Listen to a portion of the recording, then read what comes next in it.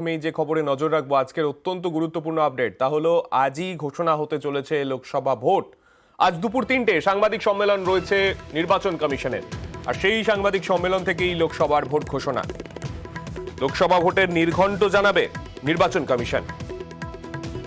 543টি কেন্দ্রের ভোট ঘোষণা আজ।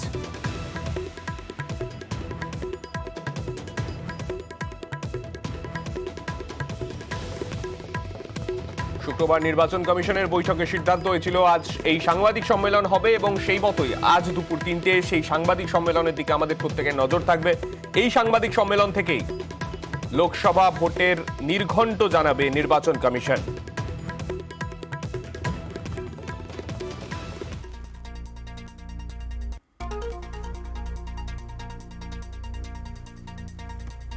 আর এর মধ্যেই যে বিতর্ক সামনে আসছে, ক দফায় নির্বাচন হবে, মূলত পশ্চিমবঙ্গের মতো রাজ্যে ক দফায় নির্বাচন হবে সেই নিয়ে একটা টানাপোড়েন তো রয়েছেই। বাংলায় এক দফার ভোটের দাবি শশী পাজার।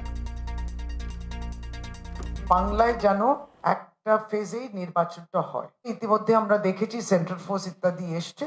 এই সেন্ট্রাল ফোর্স গুলো দেখুক ভালোভাবে ইলেকশন সর্বত্র সারা ভারতবর্ষে ভালোভাবে হচ্ছে। শীতলকুচি কুচবিহারেতে যারা ভোটের লাইনে দাঁড়িয়েছিলেন 3 জন নিরীহ ভোটার, তাদেরকে গুলি করেছে, তা মারা গেলেন। ভোটারদের হেনস্থা করা কিংবা প্রভাবিত করা কিংবা ধমকানো, ইন্টিমিডেট করা, সেগুলো কিন্তু চলতে পারে না।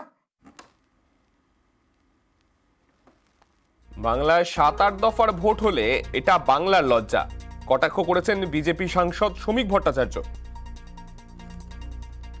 রাজ্যে তো একদম গণতান্ত্রিক ভাবে ভোট করানোর পরিবেশ আছে, যেখানে ব্যালট পেপার খেয়ে ফেলছে, ইভিএম বক্স ওটা খাওয়া এখনো শিখতে উঠতে পারেনি, সেই জন্য অসুবিধা হচ্ছে এক দফায় ভোট করতে গেলে। আজকে 7-8 দফায় যদি রাজ্যে ভোট হয়, সেটা বাংলার লজ্জা, বাঙালির লজ্জা। বিহার, উত্তরপ্রদেশ তাদের ভোট সংস্কৃতি বদলাতে পারছে, আমরা বেরোতে পারলাম না। নির্বাচন কমিশনের এই বহু দফার ভোটকে স্বাগত জানাচ্ছি। আমরা চাই অবাধ, শান্তিপূর্ণ, ভয়মুক্ত নির্বাচন, ভোট পরবর্তী হিংসার নিয়ন্ত্রণ। কেন্দ্রীয় বাহিনী কি করবে, কত কেন্দ্রীয় বাহিনী আসবে, নির্বাচন কমিশন কোন পথ নেবে, সেটা তারা ঠিক করবে। এক দফায় ভোট হওয়ার মতো পরিস্থিতি কি আদৌ পশ্চিমবঙ্গে আছে, প্রশ্ন তুলেছেন বাম নেতা সুজন চক্রবর্তী। এক দফায় ভোট হবার মতন খুব পরিস্থিতি কি পশ্চিমবাংলায় তৃণমূলের সরকার রেখেছে নাকি? যখন পশ্চিমবাংলায় বামফ্রন্ট ছিল তখন মুখ্যমন্ত্রী কিন্তু বলতেন 8 দফায় ভোট হতে হবে। এখন তো হাল খুব খারাপ। প্রথমে এক দফা না 920 কোম্পানি, এগুলোর চেয়ে বেশি ইম্পর্টেন্ট হচ্ছে মানুষ যেন নিজের ভোট নিজে দিতে পারে।